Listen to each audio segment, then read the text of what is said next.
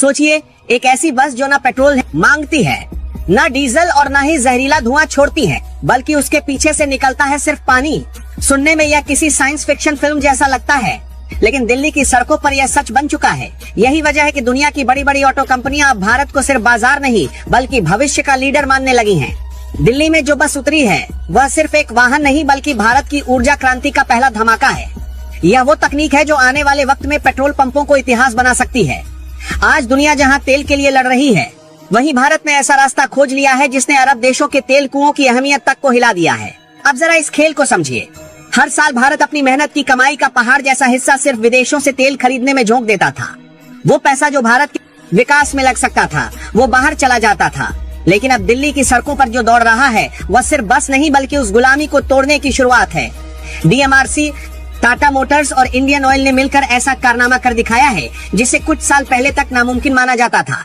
Tata Motors ने इस बस को तैयार तो पहले ही कर दिया था, लेकिन इसे सीधे सड़क पर नहीं उतारा गया। हजारों किलोमीटर की टेस्टिंग हुई, हर खतरे को परखा गया, हर सिस्टम को बार बार जांचा गया, और फिर आखिरकार वो दिन आया जब दिल्ली ने पहली बार भविष्य को अपनी आंखों के सामने चलते देखा। सबसे चौंकाने वाली बात तब सामने आई जब लोगों ने इसका किराया सुना। इतनी हाईटेक बस, इतनी बड़ी तकनीक और किराया सिर्फ 10 से 20, यानी एक कप चाय से भी कम कीमत में लोग उस तकनीक का हिस्सा बन रहे हैं जिस पर दुनिया अरबों डॉलर खर्च कर रही है। लेकिन असली झटका तब लगता है जब आप समझते हैं कि यह बस आखिर चलती कैसे है, क्योंकि यह कोई जादू नहीं बल्कि विज्ञान का ऐसा खेल है जिसने दुनिया की सोच बदल दी है। इस बस में ना पेट्रोल का टैंक है, ना डीजल का इंजन। इसकी छत पर लगे हैं हाई प्रेशर हाइड्रोजन टैंक। जब यह हाइड्रोजन हवा की ऑक्सीजन से मिलती है तो बिना आग और बिना धुएं के बिजली पैदा होती है। वही बिजली मोटर को ताकत देती है और बस चल पड़ती है। और अब आता है सबसे बड़ा ट्विस्ट। इसके पूरी प्रक्रिया के बाद बाहर निकलता क्या है? ना धुआं, ना जहरीली गैस, सिर्फ पानी। जी हाँ, वही पानी जिसे देखकर लोग दंग रह जाते हैं। यही वजह है कि इसे पानी से चलने वाली बस कहा जा रहा है। अब सोचिए उस देश के बारे में जिसने पूरी दुनिया को तेल बेचकर ताकत हासिल की हो। अगर वही दुनिया अचानक तेल छोड़कर हाइड्रोजन पर आ जाए तो क्या होगा? यही डर आज बड़े तेल उत्पादक देशों के अंदर बैठ चुका है, क्योंकि अगर भारत जैसे देश सफल हो गए तो आने वाले समय में तेल का साम्राज्य धीरे धीरे खत्म हो सकता है। लेकिन यहाँ एक और सवाल उठता है। हाइड्रोजन तो बेहद ज्वलनशील गैस मानी जाती है, तो क्या यह बस खतरे से भरी हुई है?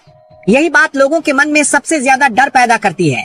लेकिन असली कहानी जानकर लोग हैरान रह गए। टाटा मोटर्स और डीएमआरसी ने इस बस को चलते फिरते किले की तरह डिजाइन किया है। इतने मजबूत टैंक लगाए गए हैं कि बड़े हादसे में भी इनके फटने की संभावना बेहद कम है।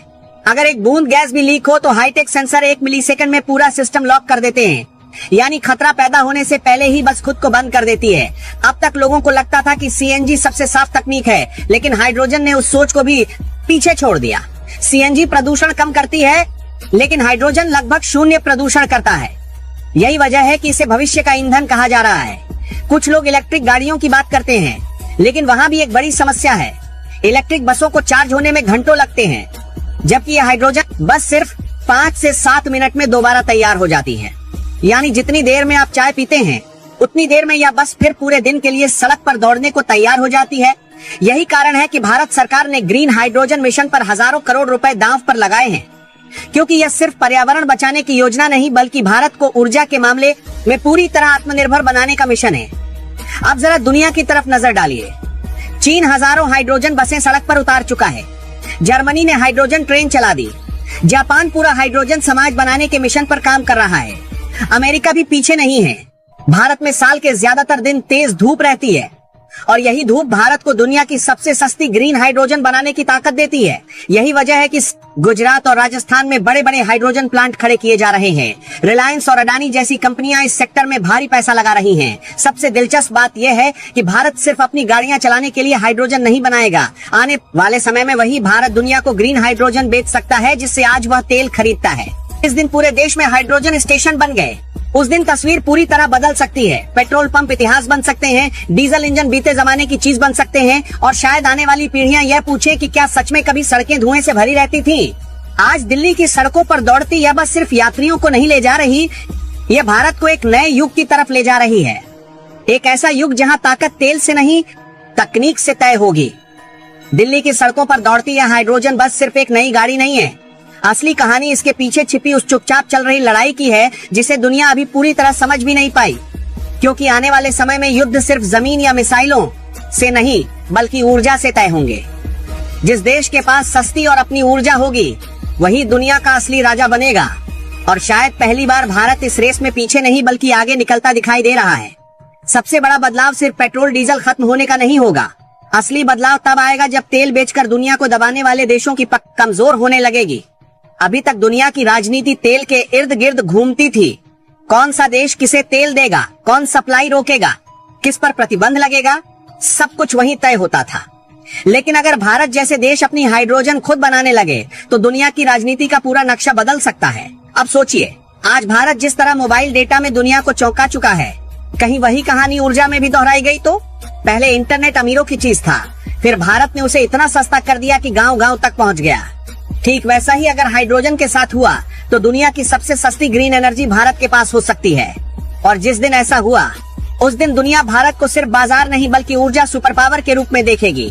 लेकिन इस कहानी का सबसे दिलचस्प हिस्सा अभी शुरू ही नहीं हुआ। अभी लोग बसों को देख रहे हैं, जबकि असली खेल ट्रकों और रेलवे में छिपा है, क्योंकि सबसे ज्यादा डीजल वहीं जलता है। अगर आने वाले 5 से 7 सालों में भारत ने अपने ट्रकों और मालगाड़ियों को हाइड्रोजन पर शिफ्ट करना शुरू कर दिया तो तेल की खपत में ऐसा झटका लगेगा जिसकी कल्पना तक नहीं की गई। यही वजह है कि दुनिया की बड़ी ऑयल कंपनियां चुपचाप हाइड्रोजन सेक्टर में पैसा डाल रही हैं। उन्हें पता है कि अगर समय रहते उन्होंने खुद को नहीं बदला तो आने वाला दौर उनके लिए खतरे की घंटी बन सकता है।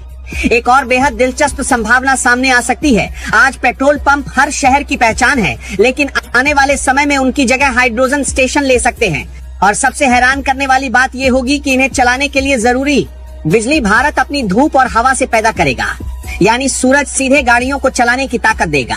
लेकिन कहानी का एक खतरनाक पहलू भी है जिस पर बहुत कम लोग बात कर रहे हैं।